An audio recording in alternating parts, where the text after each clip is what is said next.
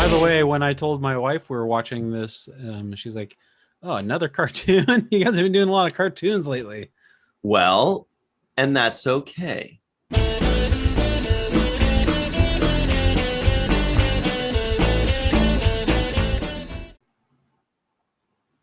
Static Shock was an animated superhero series. Static Shock is on HBO Max.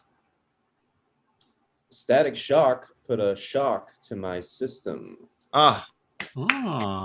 Which also happens to be the title of the first episode. Hey, everybody, and welcome to Fallingtower's Watch the First podcast in which we watch the first episode of a series so that you don't have to. Today, we're doing a review of Static Shock on HBO Max. First episode, Shock to the System. With us, as always, superhero. He flies on manhole covers. Michael Kenyon Rosenberg. Also, only clean ones though. Only brand new manhole covers are clean.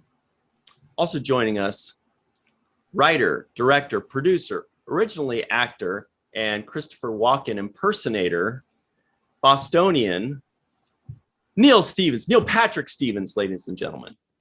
Hello. Glad to have you back. And thanks. It's good to be back, Neil. And my name's Ryan T. Husk. I have an itch. All right. Mm-hmm. So here we go. Let's talk about it. Might as well. If you'd like us to review a show, in the comments section below, just say WTF Smurfs or WTF Fraggle Rock or WTF ER. And that stands for Watch the First. ER or Watch the First, whatever. Also, please be sure to give this video a like and please subscribe to this channel and hit the bell icon for notifications. Yes, yep. That's the right one. Let's do it. That's how you say that. Here we go. We start off by doing my favorite game, which is what we expected versus what we got, no, that's the second one. The first one is really my favorite, which is predictions. Michael and I, we've known each other for over 20 years. We can usually predict if the other guy liked this show or hated it or whatever. Everybody watching in the live chat or commenting below, make your predictions. Do you think I liked it? Do you think Michael liked it? Do you think this snobby Bostonian director Neil Stevens liked it or didn't like it? Put your predictions right now. Michael, I'm going to predict that you were lukewarm on this. I think you're going to think it was okay. Neil, I think that you felt it to be less than okay, a solid step below okay. What do you think, Michael? I think that Ryan did not like this. He's below a 5, maybe a 4 or even a 3. Neil, a very sophisticated film auteur. He thought that this was very subpar, so he's going to give it like a 1 or a 2, I'm saying. Hey now. These are just my predictions. Just throwing them things out in the world, seeing what sticks like spaghetti to the wall. Mm-hmm. Cooked spaghetti. Yeah. What do you predict, Neil? Well, the film, the hottie toddy film snob thing. Just because I like watching movies with subtitles, or because I wear a New Beverly Cinema shirt, doesn't mean okay. Oh my God, is that Doug Jones in the background of you, behind you? Mm-hmm. Oh, that is Doug Jones. Yeah, that was a Christmas gift from my niece, who lives in Mexico and is an amazing artist. And she's like a young, she's like 12 or whatever. Stop changing the subject, Ryan. Well, He made that for me. Well, that's been No, that is art. amazing. shout out to our good friend, Mr. Doug Jones. He'll be on next week with us. Oh. Maybe. No, but he is a good friend of ours, and we do want to give him a big shout out because we love him. He's awesome. He's a good super friend talented. of Ryan's. I've never met him. I would love to though, but He would love you, Michael. Anyway, that is a really cool drawing. Please continue, Neil. You know what? I'm gonna throw a curveball out here. I'm gonna say that Michael did not care for it, and Ryan, I'm gonna say he actually liked it. I know it's hard to believe, but like is like better than 50%, 50%, 60%. Well, there is a law involved. Sussman's law. Yeah, Sussman's law. Josh Sussman says he wants to make it law that if you rate something a 4, you did not like it. So that's the only law we have. Okay. And if it's above a 4, then you do like it? I don't know. We just know that that's all there is to the law. We have not received any further clarification on this law. Right. Just that is the only piece of the law that we have. There are no amendments. Above a 6, I would amend above a 6. You liked it. I'm gonna say Ryan liked it. I'll go out on the limb. I'll give my hot take and go with that one. All right, Stephen A. Here we go. So everybody at home, it's time to make your predictions. You got a few hints from us, maybe that helps you decide. And Michael's going to buy you some time to do some typing and tell us, what is this show even about? In the city of Dakota, a teenage boy with electricity-based powers, with the help of his inventive friend, fights crime as a superhero. In this episode, a boy, Virgil, gains electrical-based superpowers after exposure to a strange gas. That's what happened. Tear gas, right? I mean, does that like come out later? Biohazard gas. I mean, the tear gas is what like opened up the biohazard gas barrels. Do you guys remember the metal band named Biohazard? I remember hearing about them. Yeah, sure. Anyway, I couldn't tell you their music, but I remember the band insignia. All right. Well, so next is what we expected versus what we got. Everybody at home, you're about to find out if we really did like this bit by bit. Here it comes. It's like a fastball, since Neil mentioned the curveball. We're going to give you a knuckleball. What? Because we were talking about how the Giants and the Red Sox have the 2 best records. Actually, by the time this comes out, maybe they won't. So let's leave that alone. Let's not jinx it. Let's knock on wood and move on. All right, here we go. Michael, we're going to compare and contrast what we expected versus what we got. You know the drill. Before you watch expectations. Yeah. What we expected, what we got. Expectations. Neil seems very disappointed in what you just said. He really that's the name. We have agreed that is the name of this segment. He judged you so hard right there. Muhammad Noor. Laid an egg. Muhammad Noor made it law that's the name of this segment. My Massachusetts natural face it seems like there's contempt, but it's just my normal resting mask face. So don't think I'm judging everything. I'm just resting. Yeah. Just judging silently. Yeah. Okay. I rest while I judge too. So, Michael, before you watched the first episode of Static Shock, Shock to the System on HBO Max, what did you expect? Very little. I had never heard of the show before in my lifetime. In this lifetime, I've never heard before this show. Maybe a previous life, but probably not, because it just came out into the year 2000, which is during this lifetime that I'm currently living. So, I knew that it was on HBO because Ryan told me that, and I knew it was about a black superhero because Ryan told me that too. And so I was expecting like a new kind of cool HBO superhero show. When did this come out anyway? I feel like it was like maybe Year 15 2000. years. Okay. Okay. So Neil, before you 21 watched years ago. this first episode, what did you expect? I also didn't know about this show. I was like, what? I thought it was like a new show, and then I saw it was an older show, and I was like, what? How have I never heard of this?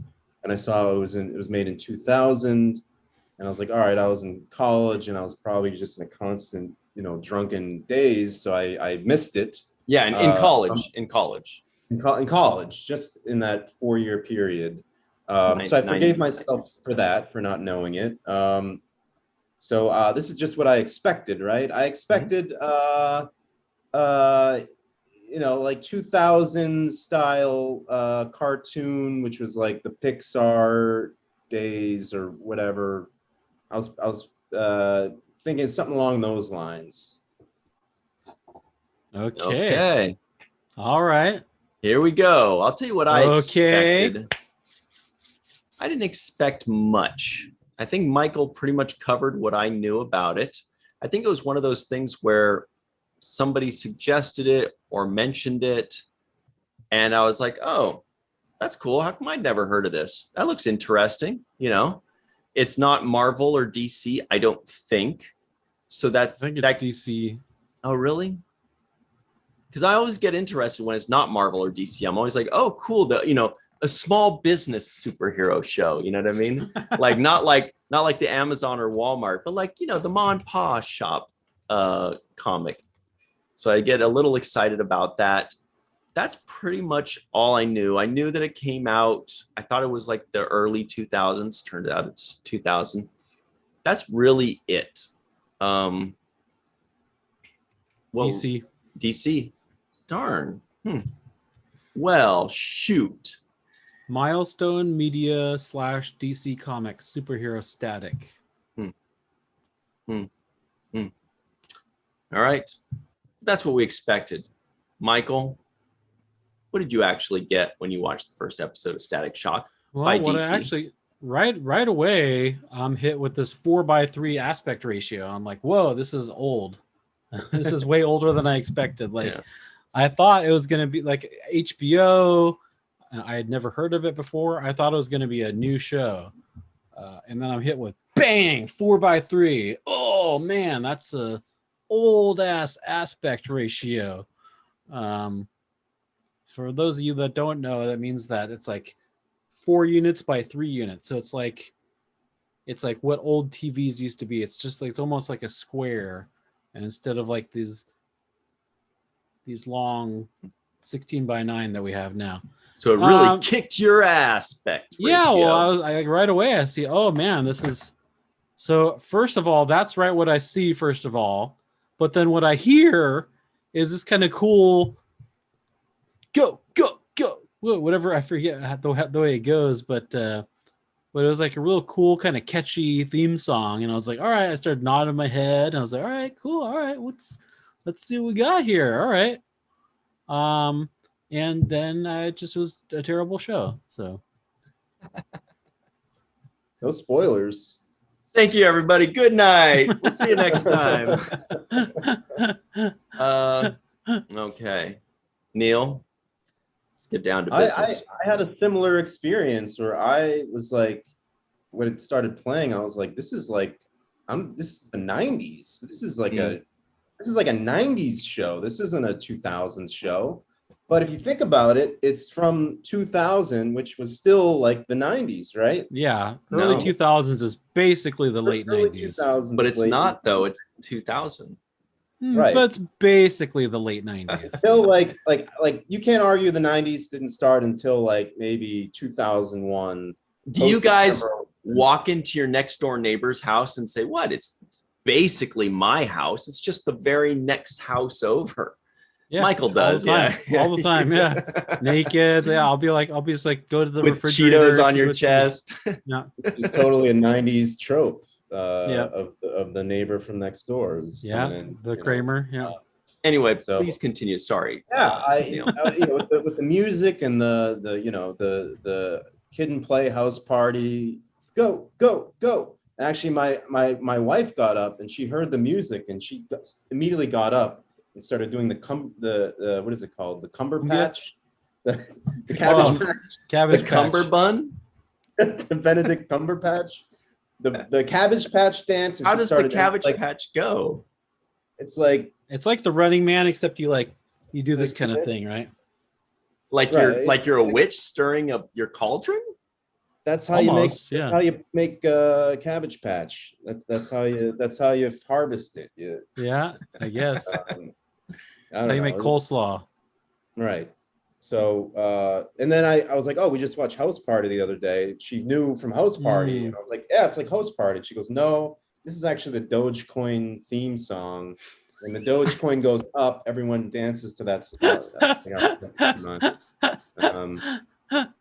So yeah, it felt very peak '90s with the music and the wardrobe and all that stuff. So I was surprised about that, and I'm a big fan of the '90s. I don't know if you knew this about me, guys. You know, the 2000s, take it or leave it. The '90s were All of the 2000s. And the 2010s. Well, that's what I mean. All of the 2000s. I don't know. The throughout. 2010s could they could be cool, but I feel like it's too. Well, no, it's. The 2020s though are just straight out. I think everybody can agree on that. This whole decade Yeah. so far is kind of a wash. They're 0 for 2 so far. The 2020s are. Yeah. All right. Okay. Well, I'll tell you what I got. I got, I guess, similar. I got something that started off pretty hot. I was like, yeah, okay, cool intro song. It's coming. Okay. It's moving. It's fun. It's exciting.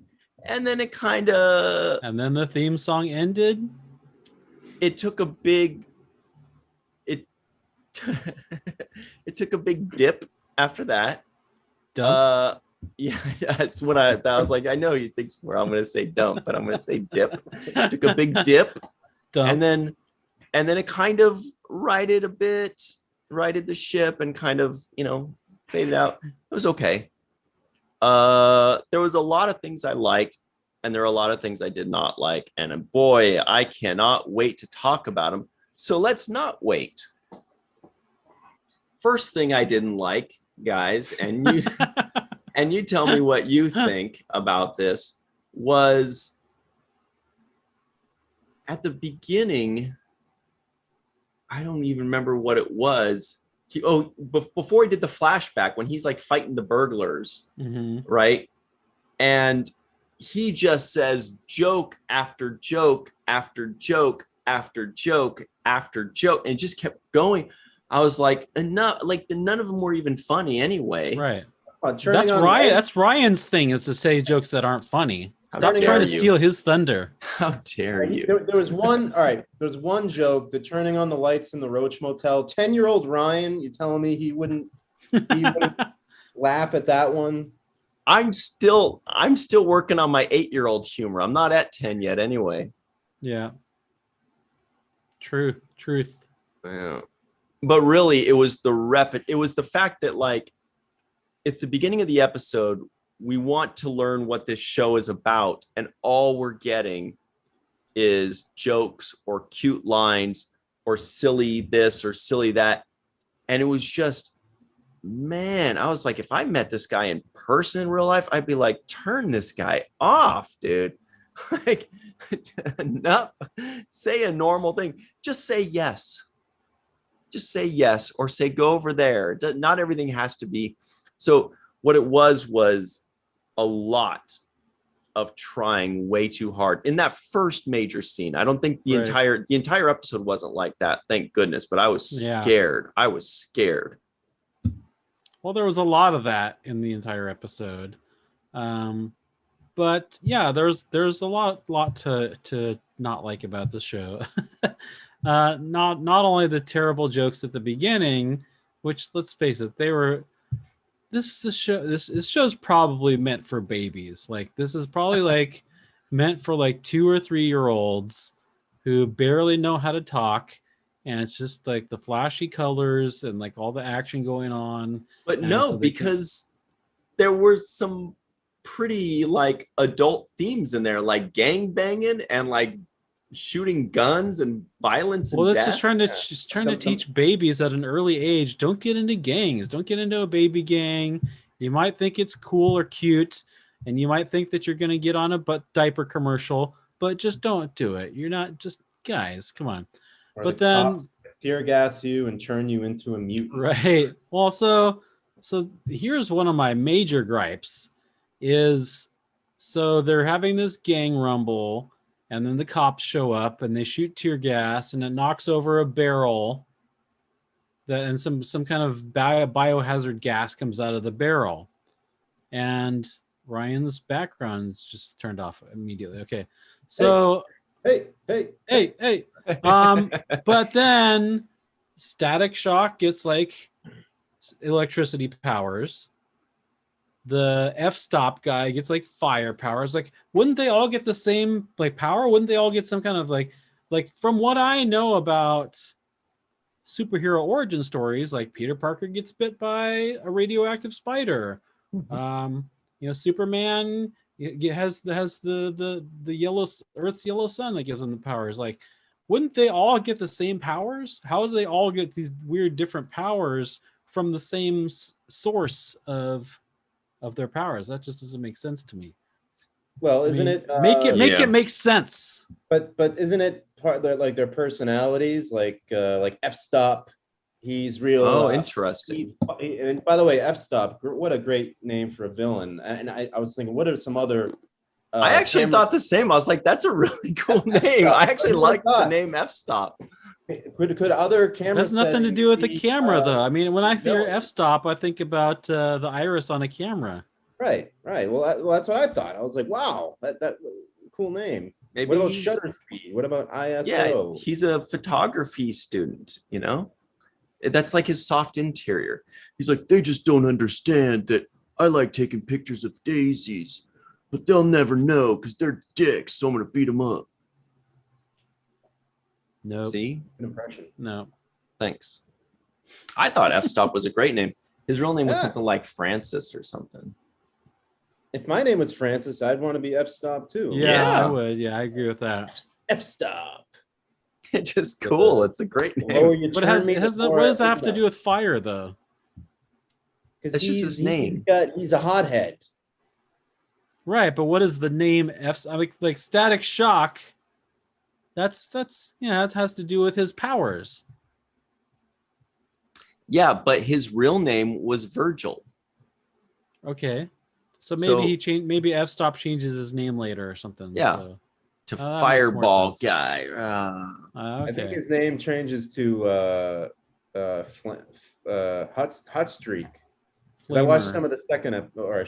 Easy. Oh. Whoa. Easy. Everybody, Hey, let's just guys. simmer Autoplay. down. Let's just HBO has an autoplay. You back can't. to Guys, one. Back you to can't- one.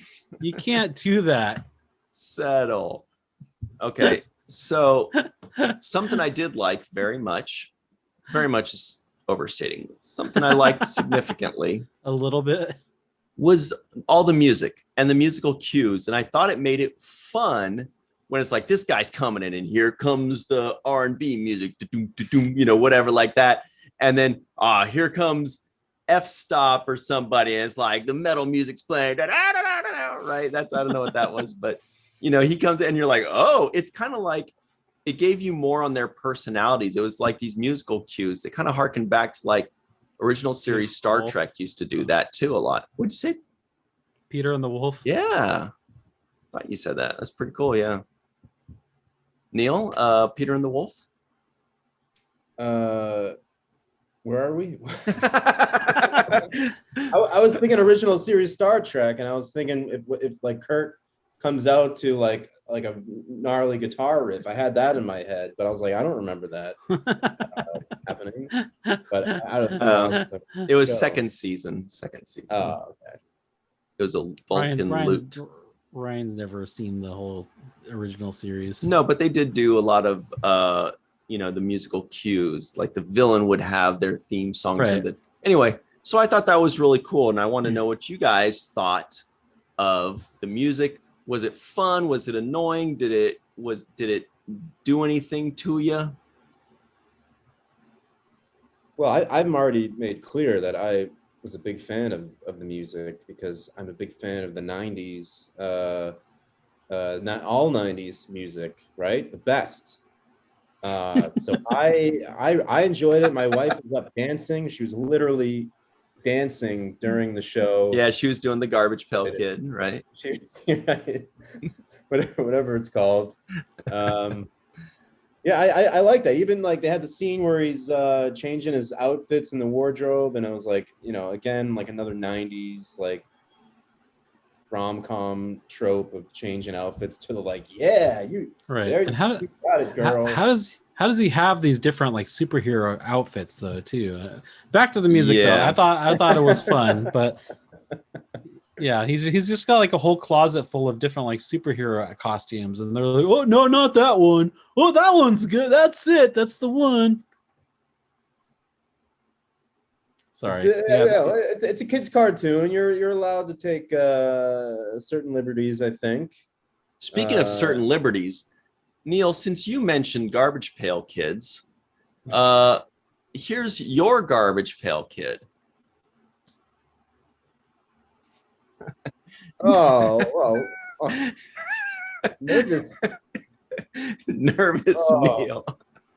Oh God, this takes me back to high school.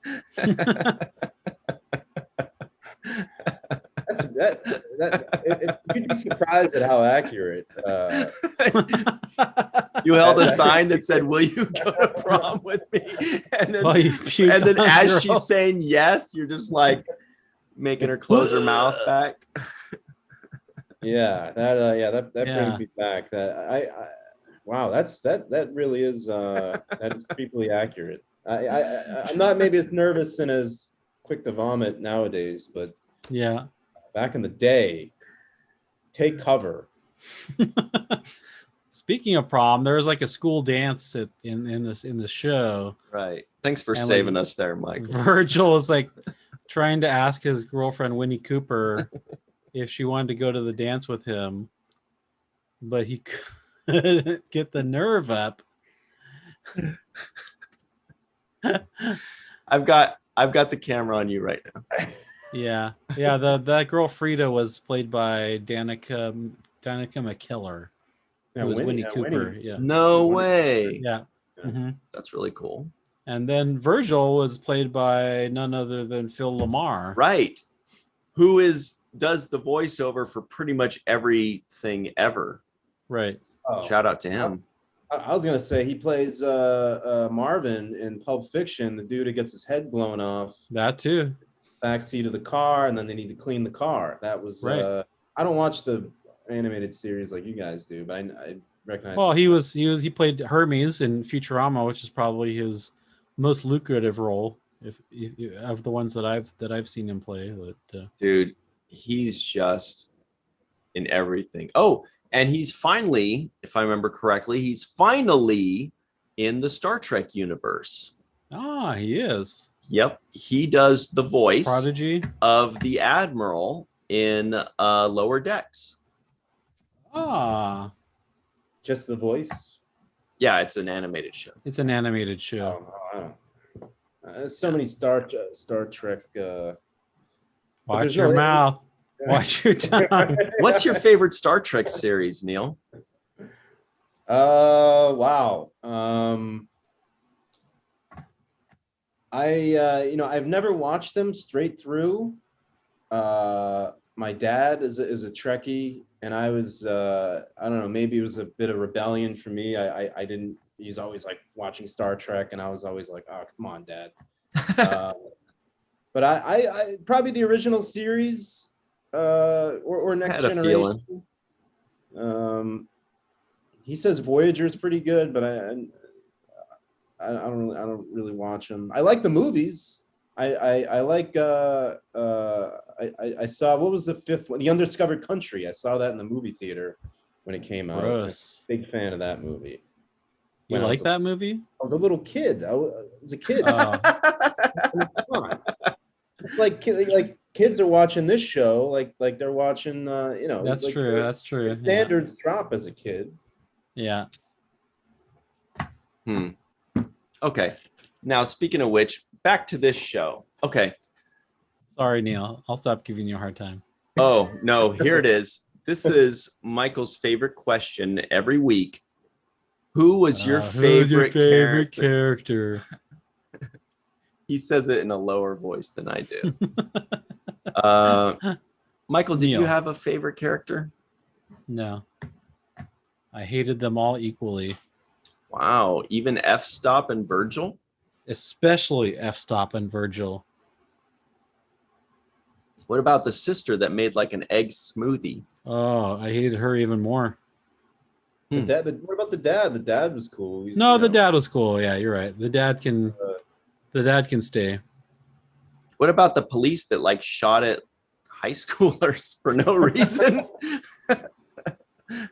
Neil, did you have a favorite character? Don't let Michael be a downer. You pick your favorite characters. I had a lot to pick from. I'd have to go with F-Stop for several reasons. One, in the 90s, I had a hairdo look similar to F-Stop. When I grow my hair out, and I asked my wife, I'm like, if I do like, do I look like him? And she said, no. And I said, well, if you see me with my spiky hair. Right, with like red and white streaks. And I mean, his hair was awesome. His hair was lovely. Yeah, great name, as I said before, F-Stop. Also, a little bit of 90s trivia. I looked up who played the voice. Do you guys know who played the voice for F-Stop? Yeah. None other than Budnick from Salute Your Shorts, one of the greatest shows of the 90s. Remember? He's, come on, you guys. I know Salute Your Shorts. Yeah. Have you done that? What was his name? Donkey Breath or something? Donkey Punch? But Budnick was the troublemaker. He was no, I know that, but what was the guy's name? Donkey something, right? Donkey Shorts or something? Wasn't it just Donkey? Donkey Shirt? I don't know. I just drifted off. So, all right, that's cool. So F-Stop, right? Okay. Yeah. Well, I'll tell you who my favorite character was. Donkey Lips. Donkey Lips. All right, yeah. No, it was someone else.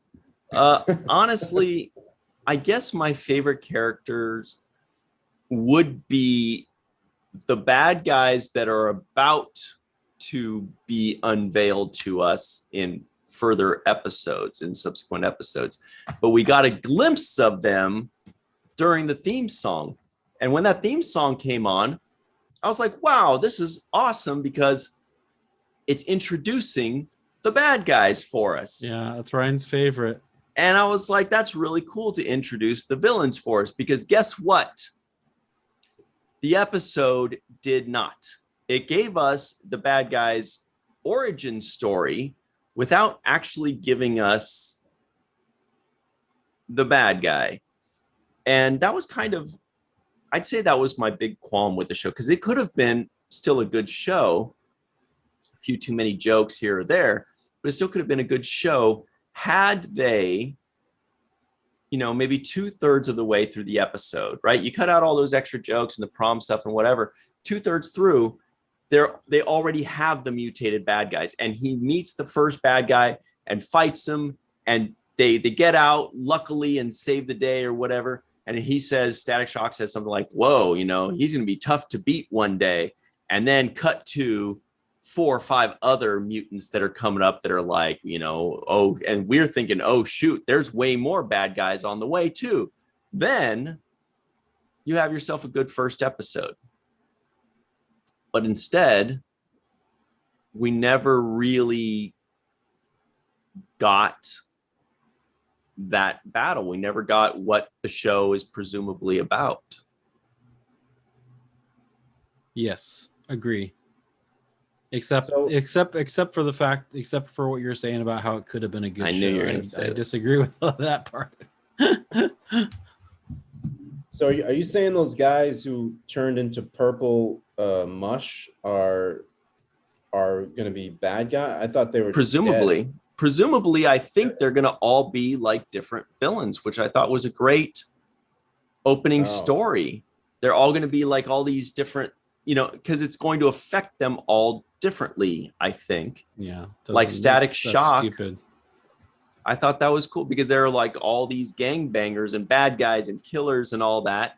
And they're going to be all these different kinds of mutants that he's going to have to fight now.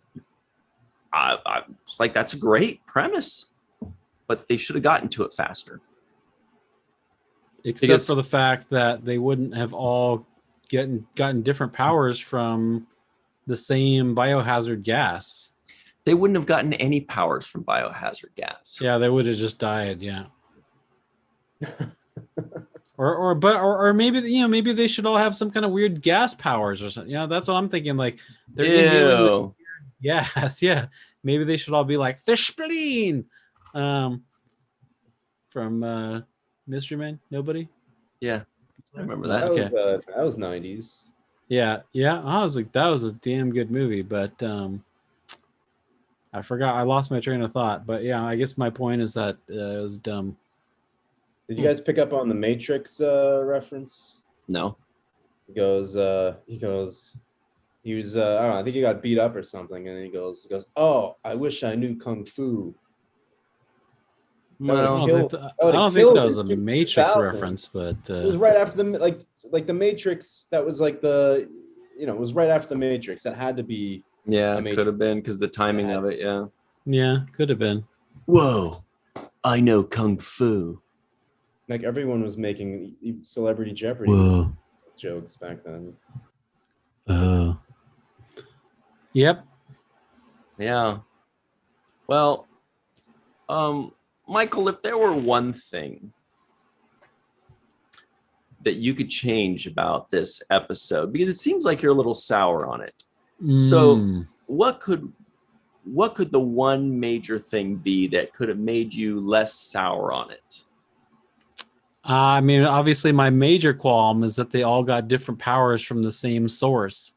So maybe if there was something like if Fire Guy like ran into a fountain of fire or something, or Static Shock was electrocuted, or the goo guy like slipped in some goo or something, like if they all had different ways that they gain their powers, that to me would make more sense. It still is probably going to be a terrible show, but at least it would make more sense to my brain. That's pretty nitpicky, isn't it, Neil? Yeah, probably. I didn't have a problem with that aspect. I figured everything was like a reflection of their personalities, and it was kind of like the secret sauce that it becomes you get this thing, and then it turns you into what you secretly wish you were, or you fear that you are, or whatever. And so yeah, I didn't have an issue with that, but I was also thinking of it in terms of, if I'm watching it as a kid, I would go along with that. I'd be like, all right, yeah, this guy, he's a hothead, he's shooting fire. Static Shock, I don't even know what. He was already having static cling problems that morning. He was earlier in the episode. He's like, static cling. They set it up. They set it up. Lame. It was set up. He's got staticky. But as auteur filmmaker, how would you make this show better? Mm. If it was your script, you're the one filming it or directing the animation, how would you make it better? Okay, as Ryan knows, I'm not a big cartoon guy. I just kind of with cartoons, I kind of take them or leave them. And then here this is the second episode that you're on of our podcast, and the second cartoon that we're having a review. I think that's what he said too when I texted him the show, and he's like, "Oh, another cartoon, huh?" Or something like that. Really picked up on my enthusiasm. Right. For cartoons Ryan in the previous one when I said I don't watch cartoons. Right. So while Neil is answering this question, you guys, in the comments below, give us some WTF cartoons for Neil to review on his next time. What, we got all kinds of cartoons. Give us WTF She-Ra, give us WTF the Snorks, WTF, Dora the Explorer, whatever. I'll do old like 80s cartoons. I'm cool with that. Like early 90s. I'll cut it off at the early 90s. Early 90s and before, I'm fine. Anything after that. Once I turned into an adult, I stopped watching. Except for, Beavis and Butthead and Simpsons and Family WTF, Beavis and Butthead, and WTF, The Simpsons. Ooh, no one's done. Wow, no one's done Simpsons yet. No, Simpsons did Family it. Guy. So Yeah. what would you change? I mean, I'm a weirdo. I would probably make it really really dark, and I think there's like there's something to this show where if it was like done again, because they were kind of like, there seemed to be some commentary going on, and it was like you said, it was oddly like violent. I mean, the mom dies in like a hail of gunfire, apparent gang fire, and that's why she's dead at the beginning. I felt like maybe there's some like interesting social commentary, and the cops come and the cops turn them into mutants inadvertently and stuff. And I don't know. I think if they really go for something with that, I think it could be interesting. And I heard they might be rebooting it. Like, I'd be curious to watch this show today, reimagined, and see what they come up with. Yeah, that's all I have. I like to that. say. I like that. Yeah, me too. By the way, when I told my wife we were watching this, she's like, "Oh, another cartoon? You guys have been doing a lot of cartoons lately." Well, and that's okay, right, Neil? Is it? Yes, if that's the audience, hey, it's whatever the audience wants. If that, and if any of you are at home and you're big into cartoons and stuff, like, don't listen to what I'm saying. Don't not watch the show because of me. Although I seem to be more enthusiastic about it than either of you guys, which is kind of shocking. Shocking. Static shocking. Well, it is time, Neil, to change the channel and talk about you. Oh, okay. So, first things first, everybody at home, Mr. Neil over here. Actually, remember Chris Gomez would always call you Mr. Neil, wouldn't he? Mr. Neil. Mr. Neil. Hey, Mr. Yeah. Neil. Shout out to Chris Gomez. Shout out. Neil just graduated college, or something. He did a thing. I don't remember exactly what it was, but I don't. Congratulations, Chris. We're very proud of you. Very, very excited for what's coming next. He's got grit and stick-to-itiveness. Now, but Neil, this is the real question: is when I met you, you were an actor. What made you want to kind of reinvent yourself from an actor into more of a director and producer and writer? Well, maybe getting my first producing credit on what was it, Darth and something Strike Back? Nice. 2000. The contest two. The contest too, but Mike something and Darth somebody Strike Back. Yeah. Mike and Darth Strike Back. And I realized, I was Mike. Michael is short. Michael is long for Mike. I think realizing how easy it is to get a producing credit on IMDb, and suddenly you're a producer. Perhaps that you earned it. I was like, I don't know what I did on this, and then I see Ryan's got all these credits, and then I'm like, what is Ryan doing on all these projects? Like, it's Boom up. So maybe Ryan, you had a little piece of that because you, so to speak, and I was like, all right, well, Ryan's a actor producer, but I truthfully, and actually that was some semi true, but I was in an acting school, and they had a 48-hour film festival for the actors, and we signed up as a group, and I had a camera because my wife had a camera, my girlfriend at the time. So they said, all right, you got a camera, you're the director. And I said, I don't know how to direct just because I'm a white dude with a beard. I don't know how to work that thing. I don't know. Actually, I tried to do a photo shoot with her once, and the thing kept turning off because it had the automatic turn off, and then I couldn't get it back on. And then she was like, I think I made a mistake dating this guy. Now she's like, impressed. You're an automatic turn off, buddy.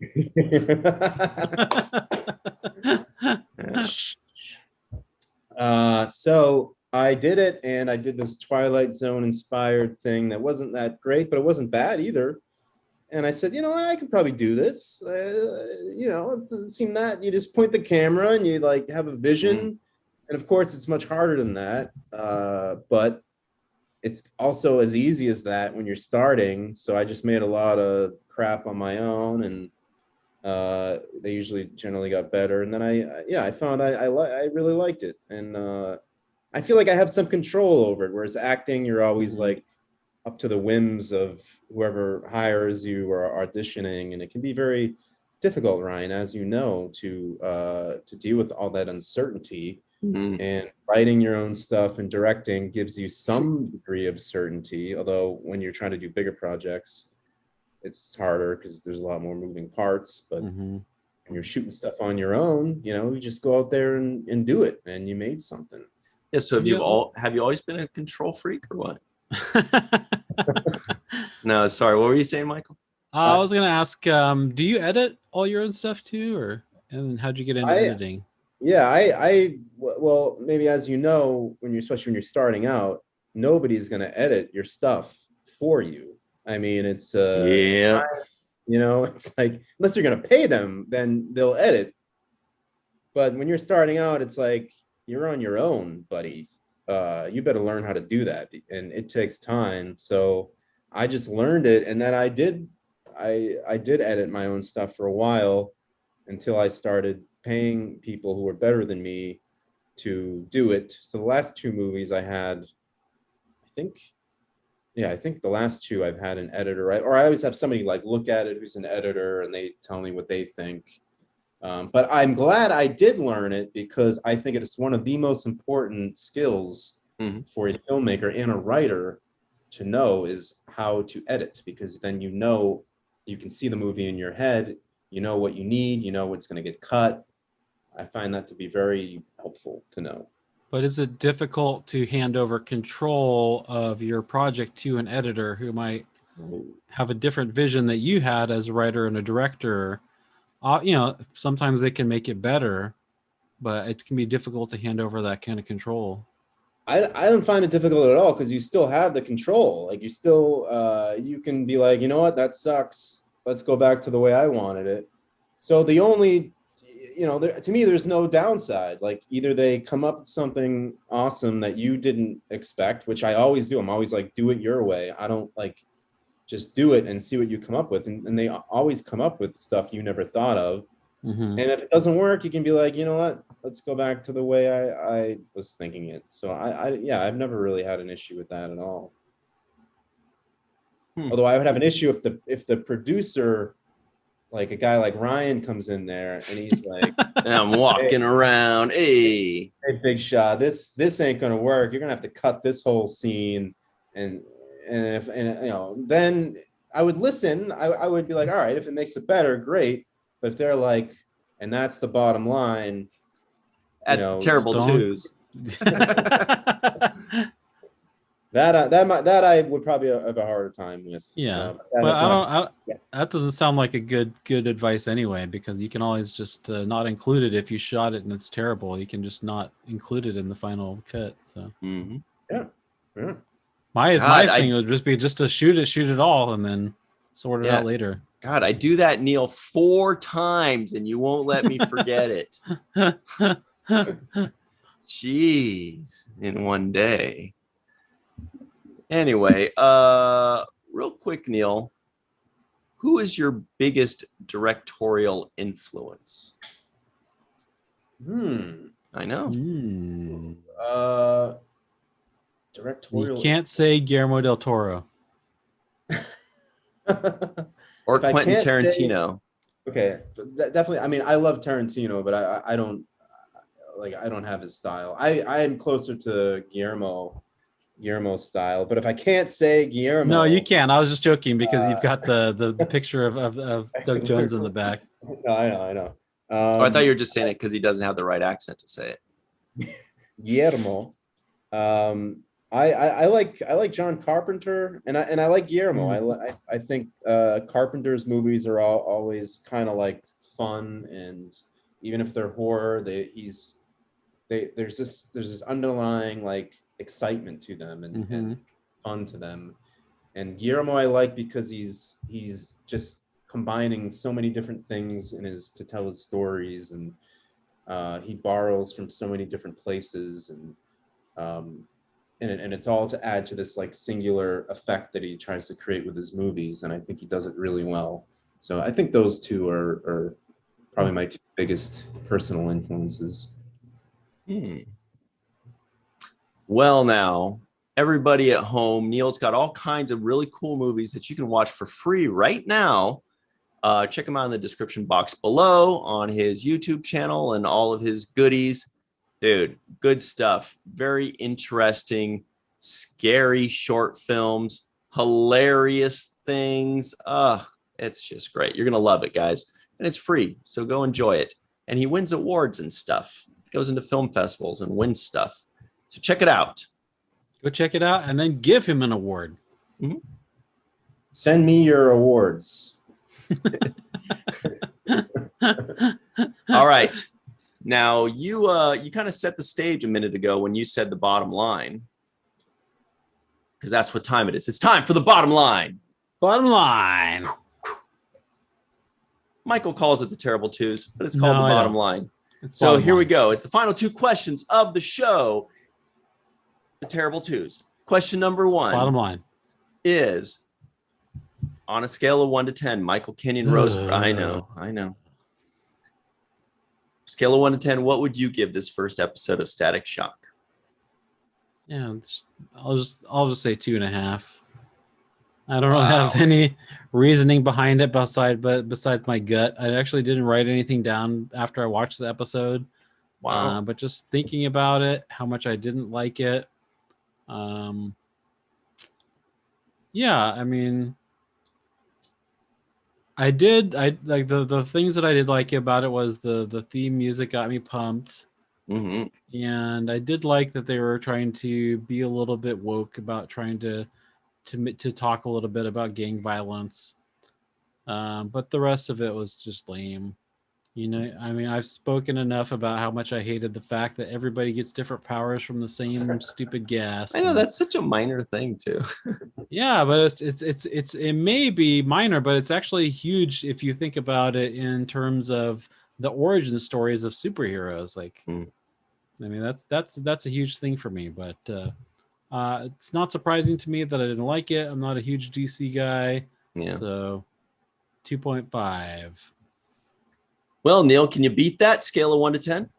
Wow. Okay. Now, this isn't The Price is Right. You don't have to be like 2.49. You can if you want. Or 2.51. Let's you know what? All right. I'm gonna add a couple caveats here. One, as I've said, I don't really watch cartoons. I have low expectations. When I watch one, I'm going in, I'm expecting to not like something. So expectations are already low. And what was my other one? I forget what my other one was, but Okay. so Make I'm it gonna up. say, I'm gonna say, all right, never mind. So my expectations Stop are already tricking low. us. So I'm gonna say, my other caveat is I'm thinking if I'm a kid and I'm watching this show as a kid, like I'm not the audience now. I'm imagining little Neil, Aw, baby Neil, what? Yeah. No, this show is for babies. You're right. or large, slightly larger, older babies.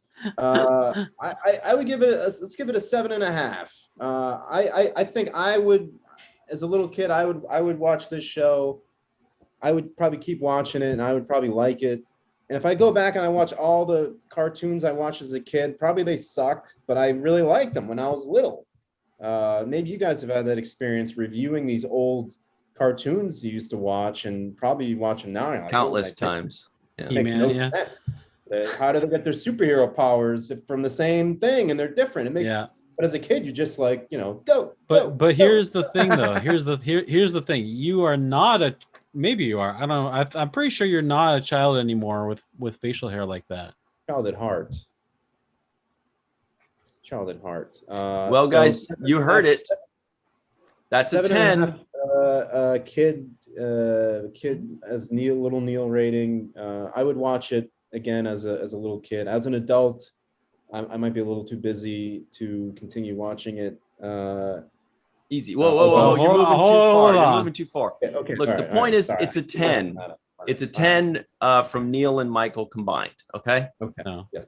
Yeah, it is 2.5 and 7.5. There it is. That doesn't average to 10 though. No, it's total.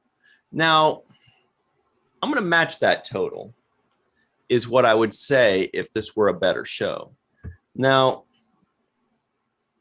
I'm, hey, that. Yeah. There was especially that one scene where he just kept saying line after line after line. I mean, that was incessant and it was annoying and I did not like it. I love the theme song. I love the premise about, or the presumed premise, because I never actually got to see the premise fully go to fruition.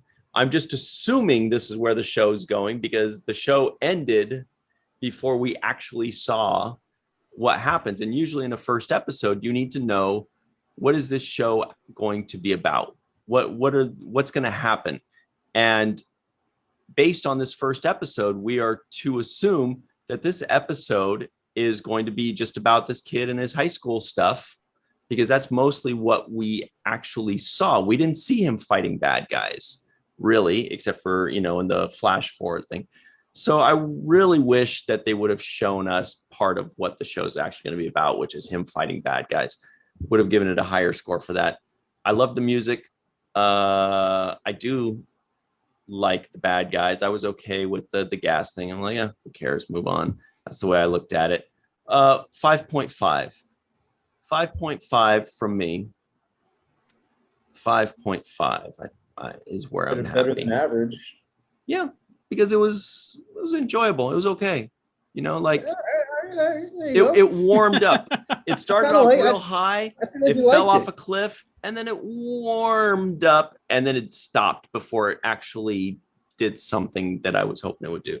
But question number 2 is, for the purposes of this podcast, we all had to watch the first episode of Static Shock. But now that the podcast is over and we're free to move about the internet, Michael Kenyon Rosenberg, would you watch the second episode of your own volition?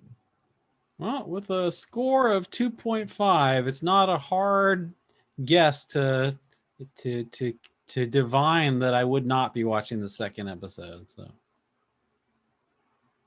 close your mouth, Ryan. No, I will not be watching the second episode.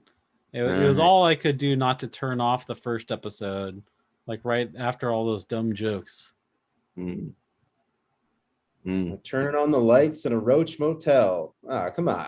Turn on your heart lights, man. Let them shine wherever you go. Neil, would you watch the second episode?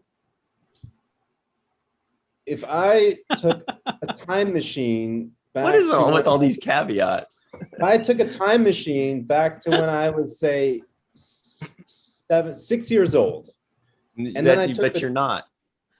if I took a time machine back to when I was 6 years old, and then I took the time machine into the future to 2000, so I'm in 2000 now as a 6-year-old watching this as a 6-year-old, not as an 18-year-old drunk and doing all kinds of stuff in college.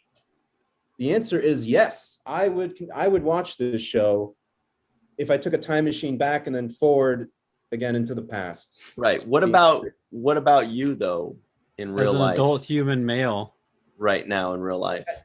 adult You know, human bearded male. Yeah. What would you do in real life? Would you watch the second episode? I don't, as I said, I don't watch cartoons, so the answer would be no. Well, then that's a don't- no, Neil. I'm That's sorry. no, That's no. But I did it auto played, and I watched some of the second episode, and a lot of your misgivings, Ryan, I feel like were addressed. yeah. And I the assumed they would be. Yeah. Uh, That's why I so- gave it a little higher. Okay, so I think a lot of those things, I didn't watch the whole thing, but a little bit. Did watching the second episode affect the number score you gave it? Like bump it up a little bit? Not at all. No. Oh, okay. Okay. Well, I didn't have any. I didn't really have a problem with the pilot to start with. I was already on board. Although I was a little upset that F-Stop loses his nickname in the second episode. I think he's no longer F-Stop at that point. What that mother? That made me up because I really liked that name. And then he's whatever he is, Flame Streak or which I didn't think was I think Neil should have to go back and re-rate it though too, because his rating was based on when he was a child also. Look, time is relative. Time it's circular. Time is a flat circle. Okay. All right. Facing which way? Like in front of you? So you can't move forward? It was true. Like a plate? I don't know. It sounded cool when they said it in True Yeah. Detective. It's more of a sphere, I would say. So I had already rated this show when I was already existing as a kid. I had already rated this show because everything has already happened. Right now, there's some people watching this that are fans of this show, fans of Static Shock, saying, stop talking him down. He gave it a 7.5. Right. Leave They're him on my alone. side. Yeah, I doubt like that the there's any masses are on fans my of the side. show. Oh, I'm sure there are. Here we go. I'm going to tell you guys whether I would watch the second episode.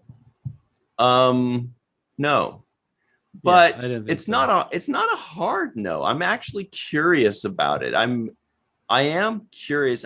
This is more of a show that I would like to Google and look up the lore, like just kind of see like the characters and be like I hope this made it to comic books. I hope that there are comic books and you can learn about the bad guys and there's all kinds of cool Well, stuff to read about. It was a comic book first.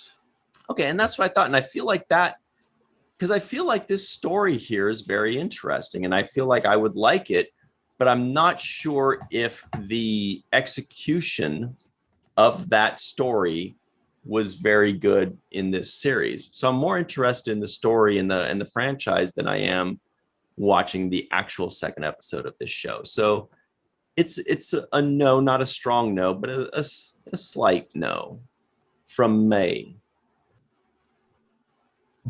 Oh, I guess this character is also in the Teen Titans. No way. That's cool. WTF Teen Titans. Neil, that's right. You said, well, we also had you on for Disenchantment. Everybody, if you want to find out how Neil felt about Disenchantment, the cartoon on Netflix, check it out. It premiered April 14th, and just look up WTF Disenchantment on this channel. Spoilers, he rated it better than he rated this one. Oh, really? Higher, I should say, not better. I rated Disenchantment higher. Yeah. According like to I my like- notes. Disenchantment's just a good show. This is a terrible show. So Well, that's just your opinion, man. It is just his opinion. Like White Russians are delicious. All right, here we go. We got to run. Everybody, thank you to Neil Stevens. He's so cool. So be sure to check him out online. Watch his movies for free. You'll love them. You'll enjoy them. It's a good time. And, you know, what I'm trying to say is this podcast was volatile. This podcast was fun, even though the show was dumb. Think fast. This podcast is a flat circle. More of a sphere. All right, everybody. Give us your suggestions in the comment section below. Tell us what you'd like us to review. Say WTF, whatever show you want us to do, especially cartoons for Neil. And always remember what Mr. Michael Kenyon Rosenberg likes to say. Don't forget to register to be an organ donor. And don't forget to watch the first of things. Freeze frame. No, we don't freeze frame. He says it Freeze every frame. time because he thinks it's funny to do it, but we don't freeze frame ever. I keep moving and shaking my head, and I don't freeze frame. And I cut all this out. That's the important thing is I'm the one that's editing. So in post, this all gets cut out of the episode. This could be in the blooper reel. Yeah. Freeze frame. No.